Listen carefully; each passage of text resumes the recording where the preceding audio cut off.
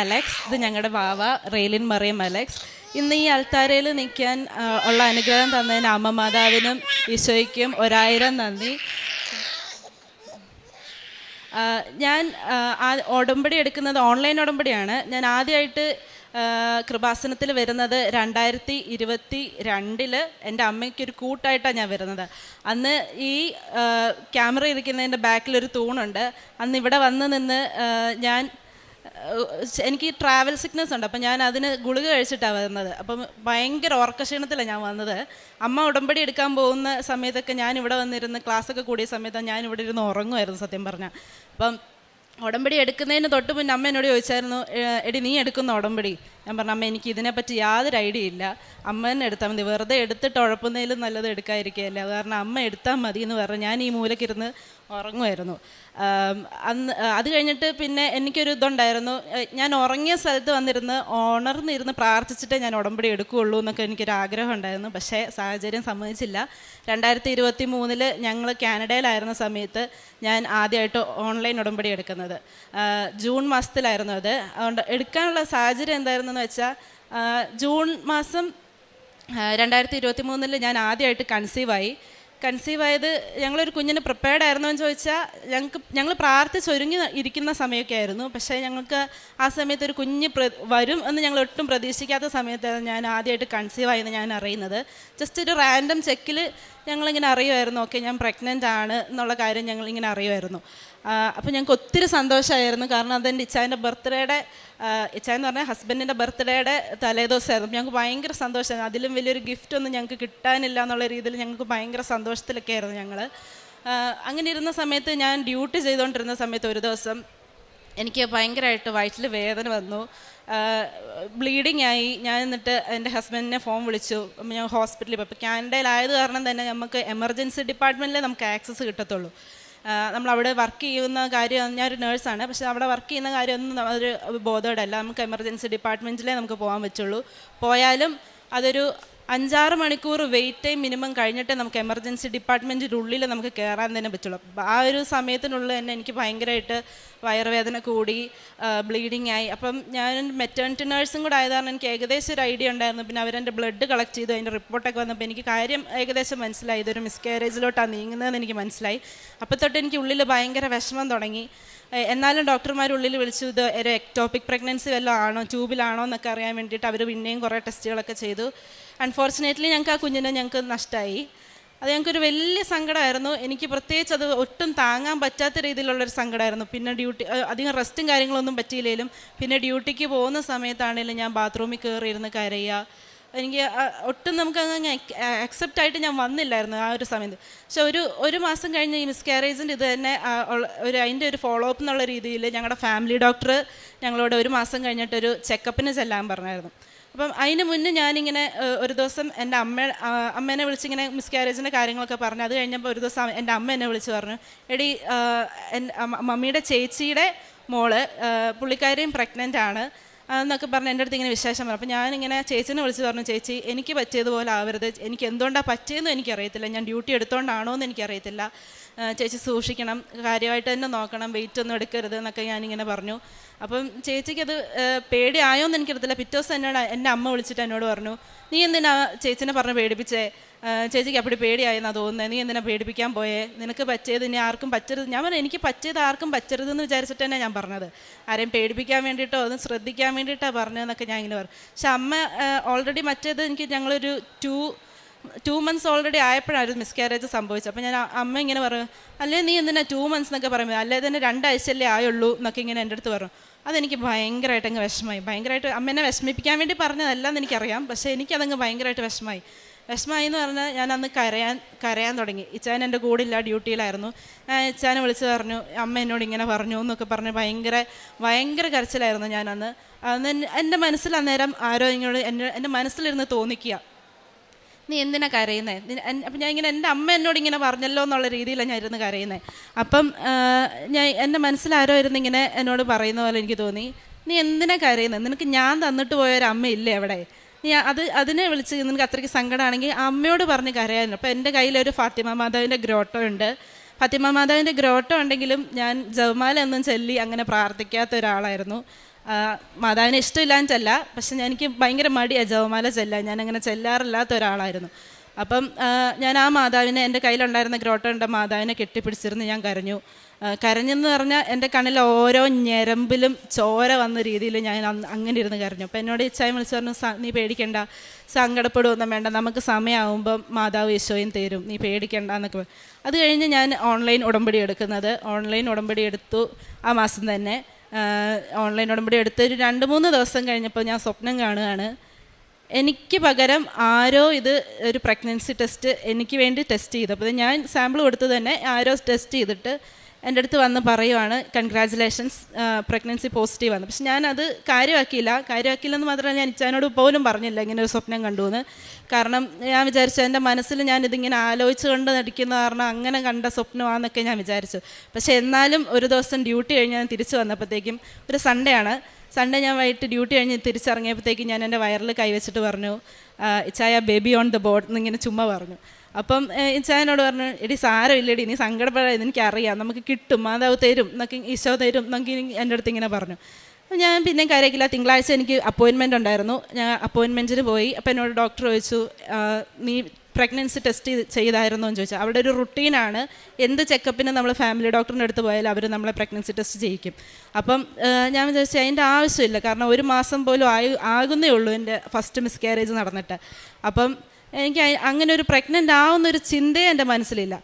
അപ്പം പുള്ളിക്കാരി എന്നോട് പറഞ്ഞു, നീ ഒരു കാര്യം ചെയ്ത് നീ സാമ്പിൾ കൊടുക്കുകയെന്ന് പറഞ്ഞു. സാമ്പിൾ കൊടുത്ത് ഞാൻ തിരിച്ച് റൂമിൽ വന്നിരുന്നപ്പോഴത്തേക്കും ഡോക്ടർ ഡോറ് തുറന്ന് വന്നിട്ട് എൻ്റെ അടുത്ത് പറയാം, Joslin congratulations, you are pregnant again എന്ന് പറഞ്ഞു. അമ്മ, എനിക്കറിയത്തില്ല എൻ്റെ ജീവിതത്തിൽ എന്ത് സന്തോഷം കൊണ്ട് ഞാൻ അവിടെ ഇരുന്ന് കരഞ്ഞുപോയി. അത്രയും സന്തോഷം വന്നു ഞങ്ങൾക്ക്. അങ്ങനെ വന്നു. ഞാൻ പുറത്തിറങ്ങി ഞാൻ ഹസ്ബൻഡിനോട് പറഞ്ഞു, ഇച്ചായോ ഞാൻ പിന്നെയും കൺസീവ് ആണെന്ന് പറഞ്ഞു. ഞങ്ങൾക്ക് എന്ത് അത്ഭുതം അവിടെ നടന്നു. കാരണം 1 മാസം തികയുന്നേ ഉള്ളൂ ആദ്യത്തെ മിസ്കാരേജ് സംഭവിച്ചിട്ട്. അപ്പം എന്തായിരുന്നാലും ഞങ്ങൾ ഭയങ്കര ഹാപ്പി ആയിരുന്നു. പിന്നെയും ഞങ്ങൾക്ക് സന്തോഷമായി. തിരിച്ച് ഞങ്ങൾ വന്നു. ആ പ്രഗ്നൻസി ഒരു 9th വീക്ക് ആയപ്പോഴത്തേക്കും നേരത്തെ സംഭവിച്ചതുപോലെ തന്നെ ബ്ലീഡിങ്ങും കാര്യങ്ങളും. അന്ന് ഞാൻ വീട്ടിലായിരുന്നു. ഹസ്ബൻഡ് എൻ്റെ കൂടെയില്ല. അപ്പോൾ എനിക്കാണെങ്കിൽ ഭയങ്കര പേടിയായിപ്പോയി, ഇതെന്താ ചെയ്യണ്ടേ. പിന്നെ ഞാൻ തന്നെ വണ്ടി വിളിച്ച്, ഊബർ വിളിച്ച് ഞങ്ങൾ ഹോസ്പിറ്റലിൽ പോയി. ഹസ്ബൻഡ് ഡ്യൂട്ടിയിൽ നിന്ന് നേരെ അങ്ങോട്ട് വന്നു. അവിടെ ചെന്ന് രാത്രി ആയത് കാരണം അവർ പോർട്ടബിൾ UST, ഇപ്പോൾ നഴ്സിംഗ് ഫീൽഡിലൊക്കെ നിൽക്കുന്നവർക്കറിയായിരിക്കും, ബെഡ് സൈഡിൽ അവർ കൊണ്ടുവന്ന് അവർ ടെസ്റ്റ് ചെയ്തിട്ട് പറഞ്ഞു, ജസ്റ്റേഷണൽ സാക്ക് കാണുന്നുണ്ട്, പക്ഷെ അതിൻ്റെ ഉള്ളിൽ ബേബിനെ കാണുന്നില്ല. ഞാൻ പിന്നെയും തകർന്നു പോയി, ദൈവമേ നീ പിന്നെയും തിരിച്ചെടുക്കുവാണോ എന്നുള്ളത് ചോദിച്ചപ്പോൾ ഞാൻ നേരത്തെ പറഞ്ഞാൽ ഒരു മെറ്റേണിറ്റി നേഴ്സ് ആയതുകൊണ്ട് എൻ്റെ ബ്ലഡ് റിപ്പോർട്ട് കണ്ടപ്പോൾ എനിക്ക് കുറച്ചൊരു ഇതുണ്ടായിരുന്നു. ഇതെവിടെ എൻ്റെ HCG സ്റ്റിൽ ഹൈ ആയിരുന്നു. പിന്നെ ഇവരിങ്ങനെ പറഞ്ഞത് കാരണം എനിക്കൊരു പ്രതീക്ഷയും വെക്കാനും പറ്റുന്നില്ല. അങ്ങനെ ഇരുന്നപ്പോഴാണ് ഞാനൊരു ചേച്ചിയുടെ സാക്ഷ്യം, ബിൻസി എന്ന് പറഞ്ഞൊരു ചേച്ചിയുടെ സാക്ഷ്യം കാണുന്നത്. ആ ചേച്ചിയുടെ അനിയനെ തിരിച്ച് മരിച്ചു എന്നുള്ളിടത്തു നിന്ന് ചേച്ചിയുടെ അനിയനെ തിരിച്ച് കിട്ടിയത്. അപ്പോൾ എനിക്ക് പകുതി ജീവൻ വീണു. ഒന്നും പറ്റത്തില്ല, മാതാവ് തരും, ഈശോ തരും, ഇതിനെ ഒരു കുഴപ്പവും കൂടാതെ തരും എന്ന് എനിക്ക് നല്ല ഉറപ്പായിരുന്നു. അങ്ങനെ ഞങ്ങൾ ഇരുന്നപ്പോഴത്തേക്കും പിറ്റേ ദിവസം ആ ഡോക്ടർ തന്നെ ഞങ്ങളോട് പറഞ്ഞു, പിറ്റേ ദിവസം രാവിലെ വന്ന് ഇൻറ്റേർണൽ സ്കാനിങ് കൂടെ ചെയ്ത് നോക്കാമെന്ന് പറഞ്ഞു. അങ്ങനെ ഞാൻ പ്രാർത്ഥിച്ച് എൻ്റെ കൊന്തയിൽ കൃപാസന മാതാവിൻ്റെ ഒരു കാശ്രൂപാണ്, വെഞ്ചരിച്ച നമ്മുടെ ഉടമ്പടി കാശ്രൂപല്ല, സാധാ ഒരു കാശ്രൂപം എൻ്റെ കയ്യിലുണ്ടായിരുന്നു. അത് വെച്ച് ഞാൻ പ്രാർത്ഥിച്ചുകൊണ്ടിരുന്ന അവർ സ്കാൻ ചെയ്തതിൻ്റെ ഇടയിൽ ഞാൻ സ്കാനിങ് മെഷീൻ്റെ സൈഡിൽ കണ്ടു. ഞാൻ നേഴ്സായതുകൊണ്ട് എനിക്ക് കുറച്ചൊക്കെ അവിടെ ഇവിടെയൊക്കെ സ്കാനിങ് കാണുമ്പോൾ നമുക്ക് മനസ്സിലാവുന്ന കാരണം ഞാൻ ഇങ്ങനെ കണ്ടു, ഹാർട്ട് ബീറ്റ് 142 എന്നും പറഞ്ഞ് HR എന്ന് കണ്ടു. അപ്പോൾ എനിക്ക് എൻ്റെ ജീവൻ തിരിച്ചു കിട്ടി. എനിക്ക് മനസ്സിലായി എൻ്റെ കുഞ്ഞിന് കുഴപ്പമൊന്നുമില്ല. പക്ഷേ അത് കഴിഞ്ഞിട്ട് വന്ന റിപ്പോർട്ടിൽ എന്തൊക്കെയുണ്ടായിരുന്നു, യൂട്രസിൽ അവിടെ എന്തോ ഒരു ഹെമറ്റോമ ഉണ്ടെന്നോ എന്തൊക്കെയുണ്ടായിരുന്നു, അതൊന്നും ഞാൻ കാര്യമാക്കിയില്ല. എനിക്ക് ഉറപ്പായിരുന്നു, വിശ്വാസമായിരുന്നു, എനിക്ക് എൻ്റെ കൊച്ചിനെ മാതാവ് ഒരു കുഴപ്പമില്ലാണ്ട് തിരിച്ചു തരുന്നു. അങ്ങനെ ഇരുന്ന് പിന്നെ ഞാൻ ഒരു ദിവസം രാത്രി സ്വപ്നം കാണുകയാണ്. ഒരു ദിവസം, അതായത് ഞങ്ങൾ 2 പേരും ഒരുമിച്ചാണ് സ്വപ്നം കാണുന്നത്, സെപ്പറേറ്റ് ആയിട്ട്. ഞാൻ സ്വപ്നം കാണുകയാണ്, ഞാൻ ഡെലിവറി കഴിഞ്ഞ് കിടക്കുന്നതിൻ്റെ ഇപ്പുറത്ത് വേറെ ബെഡിൽ ഒരു ചേച്ചി, അതിൻ്റെ ഇപ്പുറത്ത് ഞാൻ. അപ്പോൾ എൻ്റെ അടുത്ത് സ്റ്റാഫ് വന്നിട്ട്, ഒരു നേഴ്സ് വന്നിട്ട് എൻ്റെ കയ്യിൽ ഒരു ബ്ലൂ കാർഡ് വെട്ടി ഗേൾ എന്നുള്ളൊരു കാർഡ് എനിക്ക് തരിക, ഗേൾ ബേബി ആന്നുള്ളൊരു കാർഡ്. അപ്പോൾ ഇവർക്ക് അന്നേരം ഒരു 10 വീക്ക് ആയതേ ഉള്ളൂ. അപ്പോൾ 10 വീക്കിൽ നമുക്ക് ജെൻഡർ അറിയാൻ പറ്റത്തില്ല പുറത്താണെങ്കിൽ കൂടി. അപ്പം ആ ഒരു 10ാമത്തെ ആഴ്ച തൊട്ട് എനിക്ക് നല്ല ഉറപ്പായിരുന്നു എൻ്റെ വയറ്റിലുള്ളത് ഒരു പെങ്കൊച്ച് തന്നെയാണ്. അത് കാരണം ഞങ്ങൾ അന്നേ തീരുമാനിച്ചു, ഇവൾ പുറത്ത് വരുമ്പോൾ ഞങ്ങൾ മാതാവിൻ്റെ പേര് മറിയം എന്നിടും, പേര് കൂട്ടിയിട്ട് ഞങ്ങൾ പേരിടത്തുള്ളൂ എന്ന്. അങ്ങനെ ഞങ്ങൾ അവൾക്ക് റെയ്ലിൻ മറിയം അലക്സ് എന്നാണ് പേരിട്ടിരിക്കുന്നത്. അത് കഴിഞ്ഞ് പിന്നെ എനിക്കുണ്ടായിരുന്നൊരു 2ാമത്തെ ഒരു അനുഗ്രഹം എന്ന് പറഞ്ഞാൽ, ഒരു എക്സാം ഉണ്ട് നഴ്സിംഗ് ഫീൽഡിൽ നിൽക്കുന്നവർക്കറിയായിരിക്കും. വൺ ഓഫ് ദി ടഫസ്റ്റ് നഴ്സിംഗിലെ കോമ്പറ്റേറ്റീവ് എക്സാമിൽ ഒന്നാണ് NCLEX-R എന്ന് പറഞ്ഞ എക്സാം. ആ എക്സാം പാസ്സാവുക എന്ന് പറയുന്നത് തന്നെ ഒരു വലിയ കാര്യമാണ്. കാരണം അത്രയും ടഫാണ്. അപ്പോൾ ഇവളുണ്ടായി അതിന് എലിജിബിലിറ്റി കിട്ടുക എന്നുള്ളത് ആകെ 2 വർഷത്തേക്ക് ഞാൻ നിൽക്കുന്ന പ്രൊവിൻസിൽ അവർ എലിജിബിലിറ്റി കൊടുക്കത്തുള്ളൂ. അപ്പോൾ ഒരു കൊല്ലം ഓൾറെഡി ഡെലിവറിയും കാര്യങ്ങളും കോംപ്ലിക്കേഷനൊക്കെ ആയിട്ട് അതങ്ങ് പോയി. പിന്നൊന്ന് ഞാൻ ഡെലിവറി കഴിഞ്ഞ് എക്സാം എഴുതാം എന്നുള്ള കാര്യത്തിൽ പ്രിപ്പയർഡായി വന്നപ്പോൾ എൻ്റെ ചെയ്തുകൊണ്ടിരുന്ന നമ്മൾ ഇരുന്നൊരു അക്കൗണ്ട് ഉണ്ട്, ഇവരിങ്ങനെ ചെയ്യുന്ന നമ്മൾ രജിസ്റ്റർ ചെയ്യുന്ന ഒരു അക്കൗണ്ട്, ആ അക്കൗണ്ട് ഓൾറെഡി എക്സ്പയറി ആയി പോയി കഴിഞ്ഞപ്പോഴത്തേക്ക് എനിക്ക് ഭയങ്കര വിഷമമായി. നമ്മൾ ഓൾറെഡി മനസ്സുകൊണ്ടൊന്ന് പ്രിപ്പയർഡായി വന്നപ്പോഴത്തേക്ക് ഇത് പോയല്ലോ എന്ന് ഓർത്തപ്പം അപ്പോൾ ഞാനങ്ങ് ഭയങ്കരമായിട്ട് സങ്കടപ്പെട്ടു. അപ്പോൾ സങ്കടപ്പെടുത്ത് മാതാവിൻ്റെ അടുത്ത് പ്രാർത്ഥിച്ചു കഴിഞ്ഞപ്പോഴത്തേക്കും എൻ്റെ അടുത്ത് ഇങ്ങനെ കരഞ്ഞ് ഞാൻ മാതാവിൻ്റെ അടുത്ത് പ്രാർത്ഥിക്കും. അപ്പോൾ പ്രാർത്ഥിച്ച് കഴിഞ്ഞപ്പോൾ മാതാവ് പറഞ്ഞു, നീ ഒന്ന് അവരെ വിളിച്ച് സംസാരിച്ച് നോക്കുക, അവരെന്തെങ്കിലും പറയുമോ നമുക്കറിയാമല്ലോ. അവരെ വിളിച്ച് സംസാരിച്ച് എന്തോ അവിടെ എൻ്റെ മെറിറ്റൊന്നും ഇല്ലാഞ്ഞിട്ടും ബൈ ഗോഡ് ഗ്രേസ് ആ അക്കൗണ്ട് എനിക്ക് അവർ റിക്കവറാക്കി തന്നു. അത് കഴിഞ്ഞ് ഞാൻ പിന്നെ എനിക്ക് സമയമില്ലാത്ത കാരണം ഞാൻ നാട്ടിൽ വന്നു. എക്സാമിന് പ്രിപ്പയർ ആവാൻ വേണ്ടി ഞാൻ നാട്ടിൽ വന്നതാണ്. കൊച്ചുള്ളത് കാരണം നമുക്കറിയാം, ഒരു കുഞ്ഞു കൊച്ച് 10 മാസം, അതിന് അമ്മേനെ വേണ്ട സമയമാണ്. അതിനെ ഇട്ടിട്ട് എനിക്ക് ഒത്തിരി കാര്യങ്ങളും ഇങ്ങനെ പ്രിപ്പയർ ചെയ്യാനും എനിക്ക് പറ്റുന്നില്ല. പക്ഷേ എന്നെക്കൊണ്ട് പറ്റുന്ന രീതിയിൽ ഓരോരുത്തർ NCLEX-ന് പ്രിപ്പയർ ചെയ്യുന്നത് 4000 ക്വസ്റ്റ്യൻ 3000 ക്വസ്റ്റ്യനൊക്കെ ചെയ്യും. ഞാൻ വെറും 800 സംതിങ് ക്വസ്റ്റ്യൻ ചെയ്തിട്ടാണ് ഞാൻ പോയത്. കാരണം എന്നെക്കൊണ്ട് അത്രയും പറ്റുന്നുണ്ടായിരുന്നുള്ളൂ. അപ്പം പഠിച്ചുകൊണ്ടിരുന്ന സമയത്ത് നമുക്ക് അസസ്മെൻറ്റ് ചെയ്യുമ്പോൾ എൻ്റെ ഹസ്ബൻഡിൻ്റെ അമ്മേനോട് ചോദിക്കും, മോനെ അസസ്മെൻ്റൊക്കെ ചെയ്തിട്ട് എങ്ങനെയുണ്ട്, വല്ലതും കിട്ടുമോ പ്രതീക്ഷ, അവരൊക്കെ പ്രതീക്ഷ വെച്ചിട്ടിരിക്കും. അപ്പം എന്നോട് ചോദിച്ചു എങ്ങനെയുണ്ട്. ഞാൻ ഒന്നേ അന്ന് പറഞ്ഞുള്ളൂ, അമ്മ അസസ്മെൻ്റൊക്കെ ചെയ്തിട്ട് കണക്കാ. പക്ഷേ ഒരു കാര്യം എനിക്ക് ഉറപ്പാണ്, ഞാൻ ഫെബ്രുവരി 6 മറ്റന്നാൾ ഞങ്ങൾ തിരിച്ചു പോവാം. ഫെബ്രുവരി 6 ഞാൻ തിരിച്ചു പോകുന്നതിന് മുന്നേ ഞാൻ 3 സാക്ഷ്യം പറഞ്ഞിട്ടേ പോവുള്ളൂ എന്ന് ഞാൻ പറഞ്ഞു. അതുപോലെ തന്നെ ആ എക്സാം എഴുതാൻ പോയി. ഇപ്പോൾ ആ എക്സാമിൻ്റെ ഒരു ഇതെന്ന് വെച്ചാൽ എൻ്റെ അമ്മ ഉടമ്പടിയിലായിരുന്നു, ഞാനും ഓൺലൈൻ ഉടമ്പടിയിലായിരുന്നു. അപ്പം ഉപ്പിട്ട് ആ എക്സാമിൻ്റെ ഓരോ സ്റ്റെപ്പിൽ ഓരോ പ്രോസസ്സിങ്ങിൻ്റെ കാര്യത്തിൽ ഞാൻ ഉപ്പിട്ട് ഡേറ്റ് എടുത്തപ്പോൾ തൊട്ടിട്ട് എക്സാം എഴുതുന്ന സമയം വരെ ഹാളിൽ വരെ ഞാൻ ഉപ്പിട്ട് പ്രാർത്ഥിച്ച് അങ്ങനെയായിരുന്നു ഞാൻ എക്സാം എഴുതി. പക്ഷേ എന്നിട്ടും എക്സാം എഴുതി കഴിഞ്ഞ് തിരിച്ച് വന്നപ്പോഴത്തേക്കും ഞങ്ങൾ ബാംഗ്ലൂരാണ് ഞാൻ എക്സാം എഴുതിയത്. എക്സാം എഴുതി കഴിഞ്ഞ് തിരിച്ച് വന്നപ്പോഴത്തേക്കും ഭയങ്കര പാടായിരുന്നു. ഞാനാണെങ്കിൽ ഡേറ്റ് ഇട്ട് പ്രാർത്ഥിക്കുകയൊക്കെ ചെയ്യായിരുന്നു. 2026 ജനുവരി 26 മുന്നേ എനിക്ക് NCLEX പാസ്സാവണം. ജനുവരി 26 എൻ്റെ ആദ്യ കുർബാന സ്വീകരിച്ച ദിവസമാണ്. അപ്പോൾ ആ ഡേ എനിക്ക് ഭയങ്കര സ്പെഷ്യലാണ്. അത് ആ ഡേറ്റിൽ തന്നെ എനിക്ക് പാസ്സാവണം എന്നൊക്കെ എനിക്ക് വലിയ ആഗ്രഹമായിരുന്നു. ആ ഡേറ്റിനുള്ളിൽ പാസ്സാവണമെന്ന് എനിക്ക് വലിയ ആഗ്രഹമായിരുന്നു. പക്ഷേ എക്സാം പാടായിരുന്നു. തിരിച്ച് റൂമിൽ വന്നപ്പോൾ എന്നോട് എൻ്റെ ഡാഡി ചോദിച്ചു എങ്ങനെ ഉണ്ടായിരുന്നു എക്സാം. ഞാൻ ആദ്യം പറഞ്ഞു എന്നോടൊന്നും ചോദിക്കണ്ട, പാടായിരുന്നു പരീക്ഷ, അതിനെക്കുറിച്ചൊന്നും എനിക്ക് പറയാനില്ല എന്നാണ് പറഞ്ഞത്. അപ്പം ഡാഡി പറഞ്ഞു സാരമില്ല പോട്ടെ, ഇതായിരിക്കത്തില്ല നമുക്ക് കിട്ടും എന്നുള്ള രീതിയിൽ ഡാഡി ഇങ്ങനെ പറഞ്ഞു. എന്നാലും പിന്നെയും എൻ്റെ ഡാഡി ചോദിക്കുന്നുണ്ട് എത്രാമത്തെ ക്വസ്റ്റ്യനിൽ ഓഫായി. 85ാമത്തെ ക്വസ്റ്റ്യനിൽ എൻ്റെ കമ്പ്യൂട്ടറൊക്കെ ഓഫായി. ജയിച്ചിട്ടാണോ ഓഫായത്, തോറ്റിട്ടാണോ ഓഫായതെന്നൊന്നും എനിക്ക് മനസ്സിലാവുന്ന പോലുമില്ലായിരുന്നു.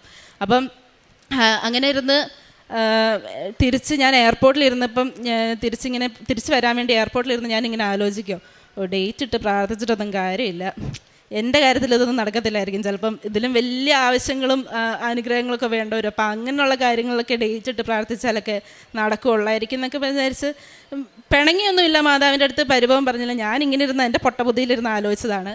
പക്ഷേ തിരിച്ച് ഫ്ലൈറ്റ് ഇറങ്ങി ഞങ്ങൾ തിരിച്ച് എയർപോർട്ടിൽ എത്തിയപ്പം ഫ്ലൈറ്റ് മോഡിൽ നിന്ന് ഫോൺ മാറിയപ്പം എനിക്ക് മെയിൽ വരുവാണ്. 2-3 ദിവസം കഴിയേണ്ട മെയിലാണ്. അന്ന് എനിക്ക് മെയിൽ വരുവാണ്, congratulations Joslin, we are informing that you have pass the NCLEX-R exam എന്നും പറഞ്ഞുകൊണ്ട്. അതെൻ്റെ ജീവിതത്തിൽ മറ്റൊരു വലിയൊരു അനുഗ്രഹമായിരുന്നു. ഞാൻ പ്രതീക്ഷിക്കാതെ വെറും 800 ക്വസ്റ്റ്യൻ ഈ കൊച്ചിനെ ഇട്ടിട്ട് ചെയ്തിട്ട് പോയത് മാതാവിൻ്റെ വലിയ അനുഗ്രഹവും ഉപ്പിട്ട് പ്രാർത്ഥിച്ചതും ഡേറ്റ് ഇട്ട് പ്രാർത്ഥിച്ചതിന് വലിയൊരു അനുഗ്രഹത്തിൽ നടന്ന ഒരു കാര്യമായിരുന്നു.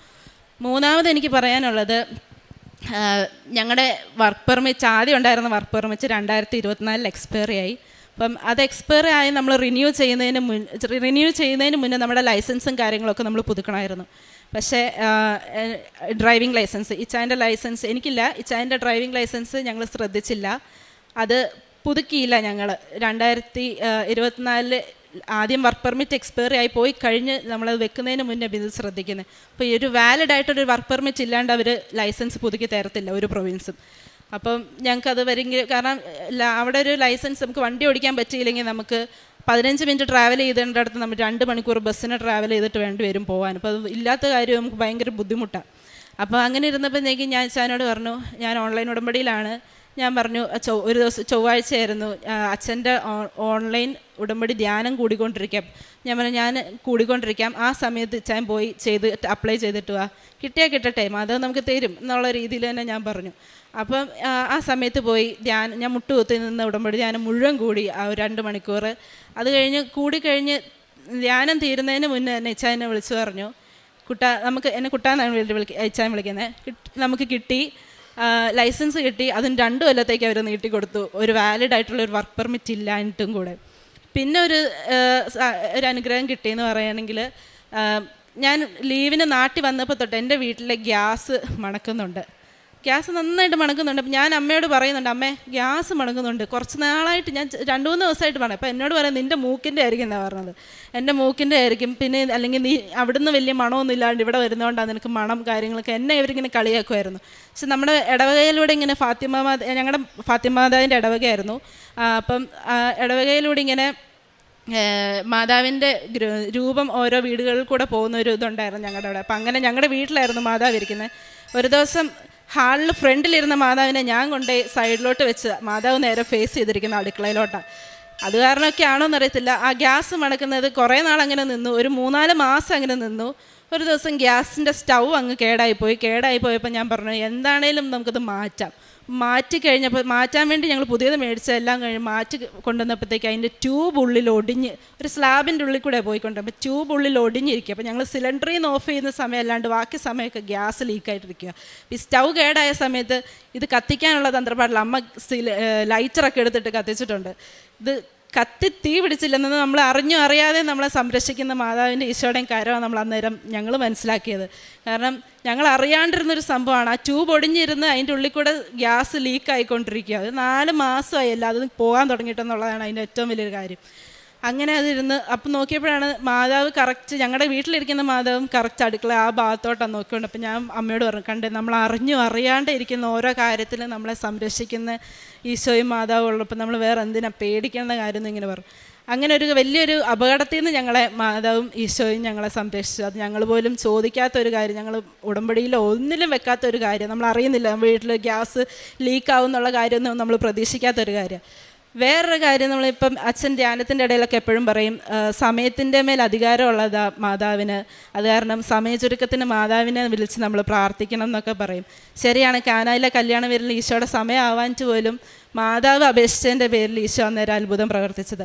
അപ്പം ഞങ്ങളിങ്ങനെ പ്രാർത്ഥിക്കുകയൊക്കെ ചെയ്യുമ്പോൾ ഞങ്ങൾ PR-ന് ഫയൽ വെച്ചിരിക്കുകയാണ്. അപ്പോൾ ഫയൽ വെച്ചിരിക്കുന്ന സമയത്ത് ഇതൊരു ഓൾമോസ്റ്റ് ഇപ്പോൾ ഒരു 11 മാസമായിട്ട് ആ ഫയലൊന്നും അനങ്ങിയിട്ടില്ല. അപ്പം എൻ്റെ കൊച്ചിൻ്റെ മാമോസയായിരുന്നു ജനുവരി 26-ന്. അത് കഴിഞ്ഞ് ഞങ്ങൾ വേളാങ്കണ്ണി പോയി ഒരു ഫുഡ് പോയ്സൺ അടിച്ച് ഇന്നലെ വരെ ഞാൻ കിടപ്പായി കഴിഞ്ഞിട്ട് ഇങ്ങോട്ട് വരാൻ പറ്റത്തില്ല, സാക്ഷ്യം പറയാൻ പറ്റത്തില്ല എന്നൊക്കെ വിചാരിച്ചിരിക്കുമായിരുന്നു ഞാൻ. പക്ഷേ ഇന്നലെ വൈകുന്നേരം ആയപ്പോൾ എനിക്ക് കുഴപ്പമില്ലാണ്ട്, അപ്പോൾ ആ ഒരു ഗ്യാപ്പിൽ ഞാൻ അച്ഛനോട് പറഞ്ഞു, നമുക്ക് എന്താണെങ്കിലും കൃപാസനത്തിൽ പോവാം, സാരമില്ല. ഇപ്പോൾ ഒരു 3 സാക്ഷ്യം പറയുമെന്നാണ് ഞാൻ നേർന്നിരുന്നത്. ഒന്ന് എൻ്റെ കുഞ്ഞുണ്ടായത്, പിന്നെ NCLEX പാസ്സായതിൻ്റെ, അതായിരുന്നു എൻ്റെ മെയിൻ കാര്യങ്ങൾ. പിന്നെ ഞങ്ങളുടെ PR-ൻ്റെ ഫയൽ അവർക്ക് കിട്ടി, AOR വരും, അത് പറയും എന്നുള്ള സാക്ഷ്യമായിരുന്നു ഞാനിങ്ങനെ മനസ്സിൽ നേർന്നിരുന്നത്.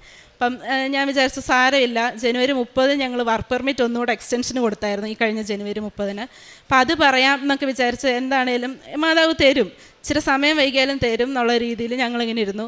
ഇന്നലെ എൻ്റെ കുഞ്ഞിന് ഇങ്ങോട്ട് വരുമ്പോഴത്തേക്കും അവൾക്ക് എക്സീമയുണ്ട്. അപ്പം വെയിലും കാര്യങ്ങളും ചൂടും കുറച്ച് പ്രശ്നമായിട്ട് ഞങ്ങൾ റൂം വന്ന് എടുത്ത് ബുക്ക് ചെയ്യാമെന്നൊക്കെ വിചാരിച്ച് ഇവിടെ വിളിച്ച് ഒരു 9:30 ആയപ്പോൾ ഞങ്ങൾ റൂം വിളിച്ച് ബുക്ക്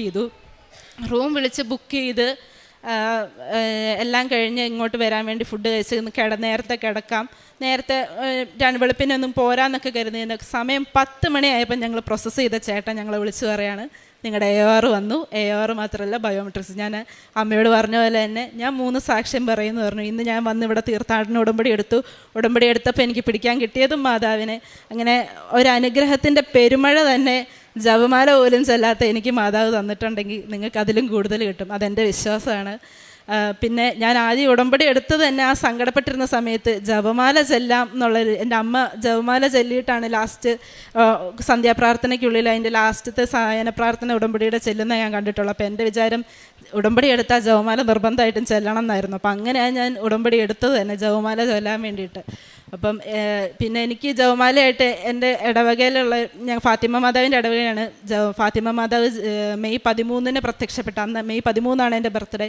അപ്പം അങ്ങനെയൊക്കെ ജപമാലയായിട്ട് കുറേ കണക്ഷൻ ഉണ്ടായിട്ട് പോലും ഞാൻ ചെല്ലാത്ത ഒരാളായിരുന്നു. അപ്പം എൻ്റെ മനസ്സിൽ അതെന്നും ഒരു ഇതായിട്ട് കിടക്കുമായിരുന്നു, ഞാൻ എന്താ ജപമാല ചെല്ലാത്തത്, മാതാവിന് ഇഷ്ടമില്ലാന്ന് ചെല്ലോട്ടോ, അങ്ങനെ ആരും വിചാരിച്ചേക്കരുത്. ഭയങ്കര ഇഷ്ടമാണ്, ഈശോനെ ഇഷ്ടം. ഞാൻ ഫുൾ ഈശോ ആയിട്ട് ഡയറക്റ്റ് ഡീലിംഗ് ആയിരുന്നു. എനിക്ക് ഈശോ ആണ് ഫസ്റ്റ് പ്രയോറിറ്റി. ഇപ്പോഴും അങ്ങനെ ഈശോ ആണ് നമ്മുടെ ഫസ്റ്റ് പ്രയോറിറ്റി. അങ്ങനെയല്ല, ഞാൻ ഈശോ ആയിട്ട് ഡയറക്റ്റ് പറയാം. മാതാവ് വഴി അങ്ങനെ പറയുന്ന ഒരു പരിപാടി എനിക്കില്ലായിരുന്നു.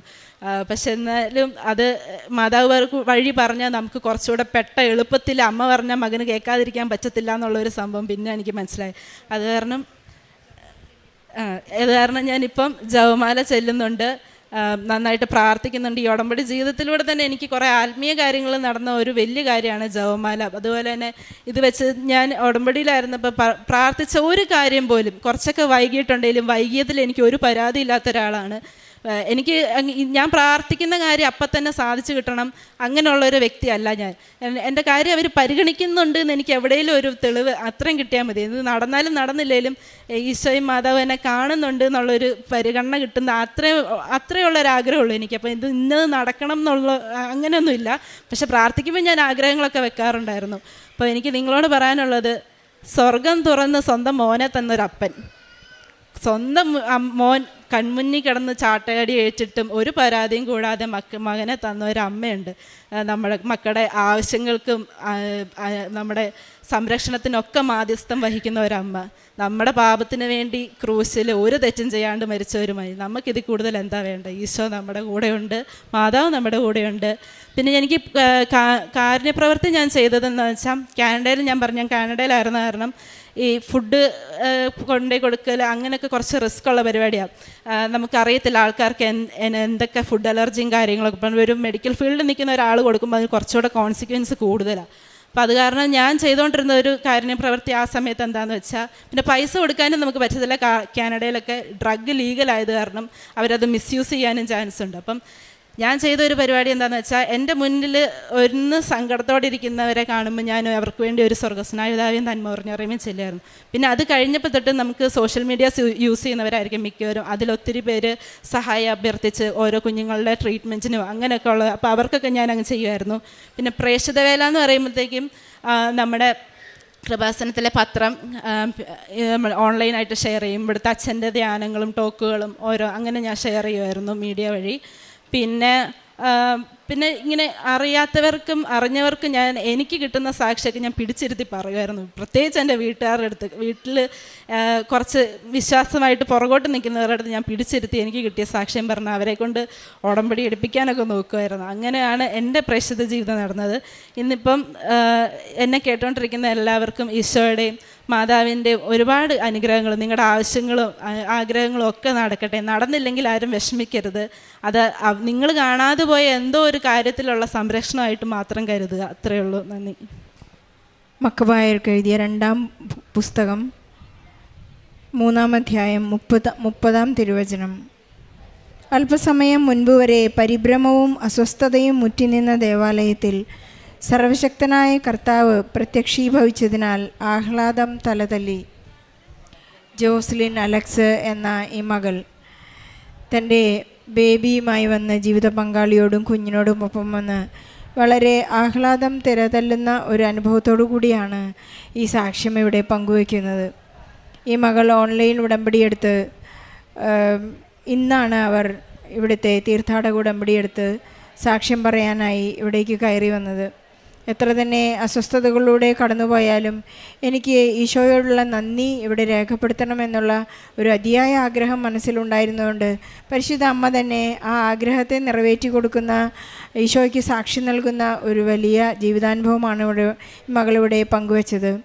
ഇവരുടെ സാക്ഷ്യത്തിൽ നമുക്ക് മനസ്സിലാകുന്നത്, സമയച്ചുരുക്കത്തിൻ്റെ അമ്മ സമയഘടികാരം നെഞ്ചിൽ ചാർത്തി യൽത്താരയിൽ പ്രത്യക്ഷപ്പെട്ട ഈ അമ്മ ഇന്നും നമുക്ക് വേണ്ടി ജീവനോടെ നമ്മോട് കൂടെ സഞ്ചരിച്ചുകൊണ്ട് എല്ലാവരുടെയും ജീവിതാവശ്യങ്ങളിൽ ഇടപെടുന്നു എന്നുള്ളതാണ് ഈ മകൾക്ക് ഇവിടെ ഏറ്റുപറയാനുള്ളത്. ജോസഫ് അച്ഛൻ നമ്മോട് ഓർമ്മിപ്പിക്കുന്നുണ്ട്, 30 മേനി ഫലം കൊയ്യുന്നവരും 60 മേനി ഫലം കൊയ്യുന്നവരും 100 മേനി ഫലം കൊയ്യുന്നവരും. ഇതിൽ 60 മേനി ഫലം കൊയ്യുന്നവരെ കുറിച്ചാണ് അച്ഛൻ എപ്പോഴും പറയാറുള്ളത്. അവർ ഇങ്ങനെയാണ്, തങ്ങൾക്ക് ലഭിക്കാനുള്ളത് ഈശോ എന്തു തന്നെയായാലും പരിശുദ്ധ അമ്മയുടെ മധ്യസ്ഥതയിൽ നമുക്ക് തരിക തന്നെ ചെയ്യും. 100 മേനി എന്ന് പറയുന്നത് എനിക്കിനി ഒന്നും ആവശ്യമില്ല, എനിക്ക് ഈശോ മാത്രം മതി എന്ന അമ്മയോട് പറയുന്ന ഒരു പ്രാർത്ഥനയാണ്. 30 മേനി എന്ന് പറയുന്നത് നമുക്ക് വിശ്വാസമുണ്ട്, വിശ്വാസത്തിൽ ജീവിക്കുന്നവരാണ്. അങ്ങനെ നാം നമ്മുടെ അസസ്മെൻറ്റ് നടത്തുമ്പോൾ ഇവിടെ ജോസലിന് പറയാനുള്ളത്, ഞാനൊരു 60 മേനിയോളം കൊയ്തെടുത്തിട്ടുണ്ട്, എന്നോടൊപ്പം ഈശോ എപ്പോഴുമുണ്ട്. പരിശുദ്ധ അമ്മ, കുരിശിൻ ചുവട്ടിൽ നിൽക്കുന്ന ഒരമ്മ, അത് രക്തത്തിൽ ചവിട്ടി നിന്ന ഒരമ്മ എനിക്ക് വേണ്ടി മധ്യസ്ഥം അപേക്ഷിച്ചുകൊണ്ടിരിക്കുകയാണ് എന്നുള്ള വലിയ സന്ദേശമാണ് കൈമാറുന്നത്. എപ്പോഴും തനിക്ക് സംഭവിക്കാൻ പോകുന്ന കാര്യങ്ങൾ സ്വപ്ന ദർശനത്തിലൂടെ നൽകുന്നു. നമ്മുടെ ഒരു ഉടമ്പടി കണ്ടൻറ്റിൻ്റെ ഒരു വലിയ അടിസ്ഥാനം കൂടിയാണ്. നമുക്ക് സ്വപ്ന ദർശനങ്ങളിലൂടെ നമ്മളോടുള്ള കാര്യങ്ങൾ മുന്നറിയിപ്പിലൂടെ അമ്മ നമ്മെ അറിയിക്കും. അത് പെൺകുഞ്ഞുണ്ടാകാൻ